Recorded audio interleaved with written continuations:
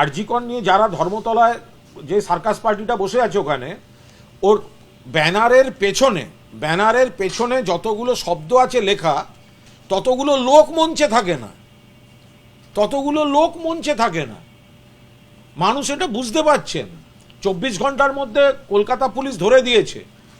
হাইকোর্টে গেছিল সিবিআই এর জন্য, সিবিআই তদন্ত করেছে, চার্জশিট দিয়েছে, শিয়ালদা কোর্টে বিচার চলছে, সুপ্রিম কোর্ট মনিটর করছে, সব পক্ষের সব আইনজীবী বক্তব্য জানিয়েছে। সুপ্রিম কোর্ট তদন্ত এবং বিচারে কোনো অসঙ্গতি খুঁজে পাননি। হঠাৎ একটা রিপোর্ট বার করে যেটা বলা হচ্ছে এটা কেন ওটা কেন, আর ওই রিপোর্টটা পাওয়ার পরই সবটা খতিয়ে দেখে সিবিআই চার্জশিটটা দিয়েছে। ওটা নতুন এমন কিছু নয় যে গতকাল আবিষ্কার হয়েছে। তো এরপরে যাদের মনে হচ্ছে যে শীতকালে একটা নতুন সার্কাস পার্টির মতো রাস্তায় বসবে, কটা লোক, মানুষ তাকিয়েও দেখছে না, ঘুরেও দেখছে না, কারণ শকুনের রাজনীতি করছে, ধান্দাবাজি করতে যাচ্ছে কিছু লোক। আরজি কর কাণ্ডের বিচার এখনো অধরা, ধর্নার দিন আরো বাড়াতে চেয়ে এবার কলকাতা পুলিশকে ইমেল করেছে জয়েন্ট প্ল্যাটফর্ম অফ ডক্টরস।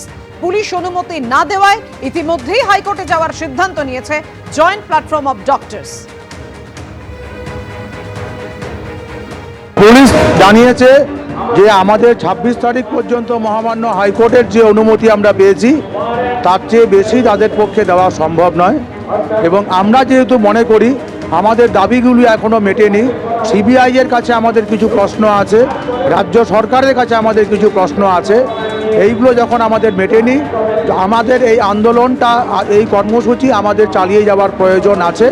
আমরা মহামান্য হাইকোর্টের কাছে এ ব্যাপারে আবেদন করেছি। আশা করছি আমাদেরকে আগে মহামান্য হাইকোর্ট আমাদের গণতান্ত্রিক অধিকার যেভাবে রক্ষা করার কাজ ফিরিয়ে দিয়েছিলেন, মিছিল করার সময়, দোহের কার্নিভালের সময়, এমনকি এই কর্মসূচি শুরু করার সময়, আমরা আশাবাদী মহামান্য হাইকোর্ট আমাদের শান্তিপূর্ণ উপায়ে আন্দোলন করার অধিকার ফিরিয়ে দেবে। এবার অভয়ার নামে রাস্তার দাবি, ডোরেরা ক্রসিং এর নাম বদলে হোক অভয়া ক্রসিং। মুখ্যমন্ত্রী মুখ্য সচিবের কাছে প্রস্তাব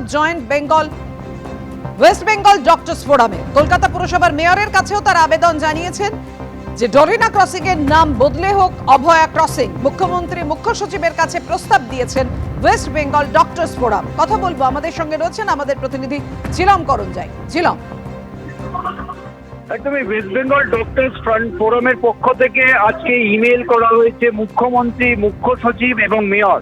তাদেরকেও আবেদন করা হয়েছে যে এই যে জায়গাটার নাম ডোরিনা ক্রসিং, যেখানে আজকে অবস্থান চলছে, সেইখানে সেই জায়গাটার নাম অভয়া ক্রসিং করা হোক।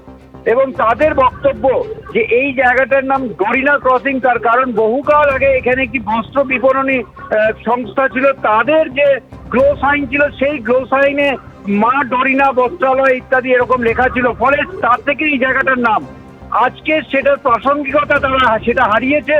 এবং অভয়ার আন্দোলন এই জায়গাকে কেন্দ্র করে হয়েছে, তাই এই জায়গার নাম অভয়া ক্রসিং করা হোক।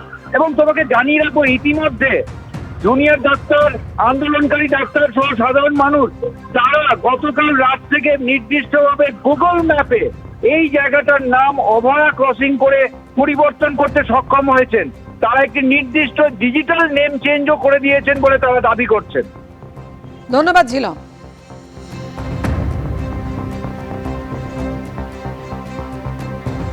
গুগল ম্যাপে গিয়ে আমরা ডোরিনা ক্রসিং এ এডিট অপশানে গিয়ে একটা এডিট করা যায়, গুগল ম্যাপে কোনো একটা লোকেশন এডিট করা যায়। গুগল সেটা অ্যাকসেপ্ট করবে কেন সেটা পরের ব্যাপার। আমরা সবাই মিলে করতে থাকি, এবং আমার সোশ্যাল মিডিয়ার বিভিন্ন বন্ধু বান্ধবকে আমি সেটা রিকোয়েস্ট করি। তো একটা মাস রেসপন্স কালকে একটা করা হয়েছিল, একটা মাস এডিটিং করা হয়েছিল। আজ সকালবেলা আমার গুগল থেকে মেল আসে যে your pending request has been accepted.